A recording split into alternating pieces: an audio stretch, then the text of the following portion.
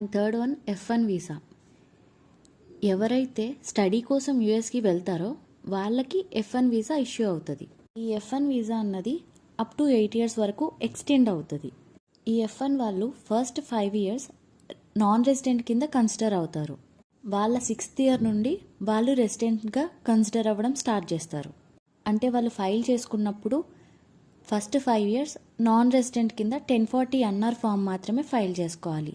6th yearకి ఎప్పుడైతే enter అవుతారో అప్పుడే వాళ్ళు రెసిడెంట్గా ఫైల్ చేసుకోవాలి. అంటే 1040 ఫామ్.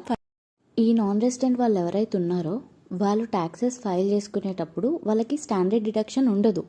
వాళ్ళు ఐటమైజ్డ్ డిడక్షన్తోనే వెళ్ళాలి. Standard deduction is not available unless a treaty applies. Treaty అనేది ఒక్కో కంట్రీకి ఒక్కోలా ఉంటుంది. అండ్ కొన్ని కంట్రీస్కి అసలు ట్రీటీ అప్లై అవ్వదు.